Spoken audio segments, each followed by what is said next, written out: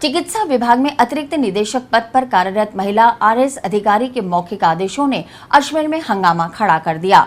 इन आदेशों के बाद जेएलएन मेडिकल कॉलेज के प्राचार्य ने संबंधित चतुर्थ श्रेणी कर्मचारी को नोटिस देकर दिल्ली हाईकोर्ट में उपस्थित होने के लिए पाबंद कर दिया। खास बात यह है कि पूरा मामला जुड़ा है एक निजी बैंक की रिकवरी से और अब संबंधित कर्मचारी मेडिकल कॉलेज के प्राचार्य के नोटिस को लेकर SC/ST एक्ट के तहत मुकदमा दर्ज करवाने पुलिस के पास पहुंच गया है।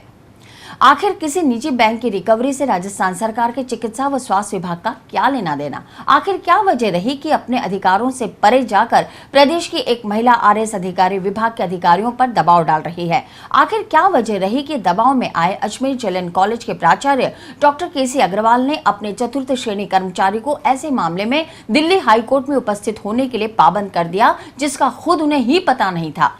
और आखिर वो कौन सी वजह रही कि संबंधित कर्मचारी अब मामले को लेकर पुलिस थाने पहुंच गया और अपने अधिकारियों के साथ ही निजी बैंक के कथित कर्मचारियों और दिल्ली की कथित महिला पुलिस अधिकारी के खिलाफ SC/ST एक्ट के तहत मुकदमा दर्ज करवाना चाहता है?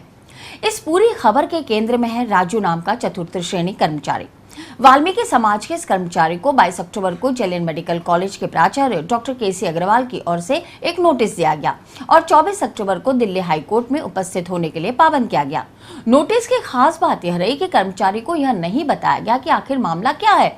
सबसे बड़ी बात, इस नोटिस में राजू नाम के इस कर्मचारी को श्रीमती राणा से बात करने के लिए भी पाबंद किया गया, लेकिन यह नहीं बताया गया कि श्रीमती राणा कौन है। असली कहानी शुरू हुई तब जब श्रीमती राणा नाम की इस महिला ने राजू की पत्नी माया को फोन पर धमकाने की कोशिश की। आरोप यह भी है कि दिल्ली पुलिस की कथित महिला अधिकारी श्रीमती राणा ने माया को जाति सूचक शब्दों से भी संबोधित किया। मेरे आदमी का नया सर, क्या सर, मैं बहुत परेशान हो गई सर। मेरे आदमी को दिल्ली घर भेजा सर, क्या दिल्ली भेजा मेरे आदमी को, और मेरे आदमी के साथ कुछ हो जाएगा सर तो मैं कौशिक साहब को फंसा दूंगी सर। क्यों कि मेरे आदमी को धमकी दी इसने कि तुम जाओ, अर्जेंट जाओ वहाँ पे और जाके हाजिरी वहाँ दो। क्यों सर, मेरा आदमी ने कुछ किया ही नहीं, कुछ लेना ना कुछ देना नहीं। मैं ठेका भरती हूँ तो मेरा ठेके को कैंसिल करते हैं ये लोग मिलके।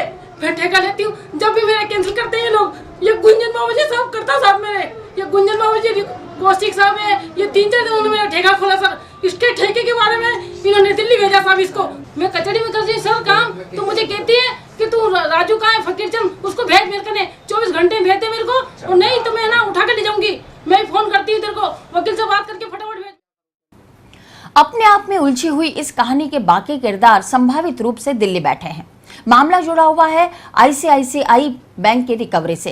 राजू के वकील राजेश टंडन की माने तो यह पूरा गैंग है जो लोगों को ठगने के लिए दिल्ली हाईकोर्ट का नाम लेता है और लोन के पुराने मामलों में बकाया बताकर फोन पर धमकियां देना और कानूनी कार्रवाई की बात करता है। इस पूरे मामले को दलित अत्याचार का मामला बता रहे टंडन की सलाह पर अब राजू ने अजमेर जेएलएन मेडिकल कॉलेज के प्राचार्य डॉक्टर KC अग्रवाल के साथ ही दिल्ली पुलिस की कथित महिला अधिकारी श्रीमती राणा और कभी बैंक का असिस्टेंट मैनेजर और कभी वकील बनकर सामने आने वाले रवि शर्मा के खिलाफ SC/ST एक्ट के तहत मुकदमा दर्ज करने की शिकायत सिविल लाइन पुलिस को दी है। इनकी पत्नी को आज सुबह 3-4 फोन आए, इनके मोबाइल नंबर पे हैं कि तू तुरंत तेरे पति को को भेज दे, नहीं तो मैं तुम्हारा वो हाल करूंगी। जब उसको पूछा तो उसने अपना फोन बंद कर लिया। अभी जो है रवि शर्मा जी से बात हुई, इस पर हमने माननीय न्यायालय में अजमेर में मालूम किया इसके खिलाफ कोई ना तो केस बकाया है ना कोई केस ICICI बैंक का है। इस पर सिविल लाइन थाने में मुकदमा दर्ज कराने की बात की है। सिविल लाइन थाने में FIR, वो भी कह रहे हैं कि ये मामला कोतवाली का है, जबकि ये रहता सिविल लाइन थल के भूपो गवाड़ा में। मैंने CI लक्ष्मणा राम जी से बात की, उन्होंने कहा कि नहीं साहब ठीक है। हरिजन एट्रोसिटी के मामले में किसी भी हरिजन व्यक्ति समाज के को अगर तंग किया जाएगा, प्रताड़ित किया जाएगा, बेवजह परेशान किया जाएगा, पद का दुरुपयोग, ये 170 इम्पर्सोनेशन का केस है। वो श्रीमती राणा कौन है, ना तो उसका पद स्थापित है ना उसकी हैसियत का पता है, और जिसको ये वकील बता रहे हैं वो अपने आप को बैंक का मैनेजर बता रहा है। वो श्रीमती राणा उसे वकील कह रही है, वो बैंक मैनेजर कह रहा है। श्रीमती राणा अपने आप को पुलिस अधिकारी कह रही है, वो कह रहा है लोक अदालत की भावना से कोई केस आया होगा। पर इसमें राज्य सरकार के निर्देशालय से और प्राचार्य महोदय की नियुक्ति माननीय मुख्यमंत्री जी खुद करते हैं। 5 नियुक्तियां होती है राजस्थान में जो कि मुख्यमंत्री स्वयं करता है, उसमें एक मेडिकल कॉलेज का प्राचार्य भी होता है। उसके तरफ से ऑफिशियल ऐसा फिक्टिशियस पत्र जारी हो जाए, ये सरकार के और एक हरिजन कर्मचारी, अल्प वेतन भोगी कर्मचारी के ऊपर कितना बड़ा प्रश्न चिन्ह लगता है कि ये सरकार में क्या पोपाबाई का राज है कि कोई ना पूछना ना बताना। इस पत्र की मूल भावना को आप इस पत्र का अवलोकन करेंगे तो आपको इसमें एक षड्यंत्र की साजिश, इस षड्यंत्र की बू आएगी कि किस तरह से एक गरीब आदमी को इस राज में तंग किया जाता है। मैं मेडिकल कॉलेज में सर्विस करता हूँ, कौशिक साहब के पास में हूँ अभी।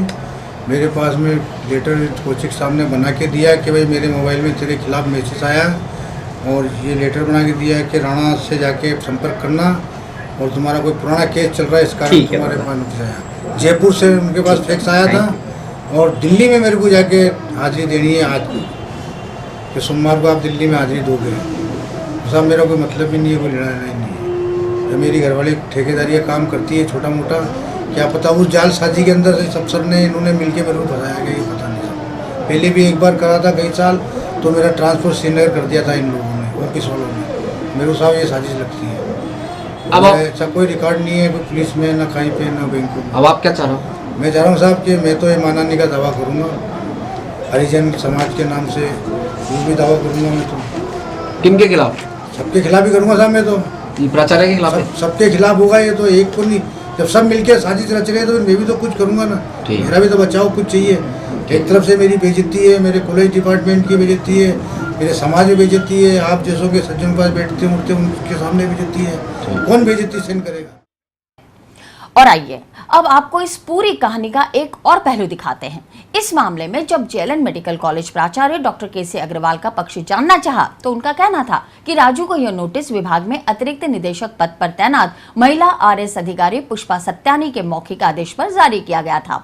अग्रवाल का कहना था कि खुद उन्हें भी नहीं पता कि मामला क्या है। उन्हें तो यहाँ तक पता नहीं कि पूरा मामला किसी निजी बैंक की रिकवरी से जुड़ा हुआ है। अधिकारी के मौखिक आदेश पर नोटिस जारी करने संबंधी नियम के संबंध में पूछे गए सवाल का जवाब भी अग्रवाल के पास नहीं था।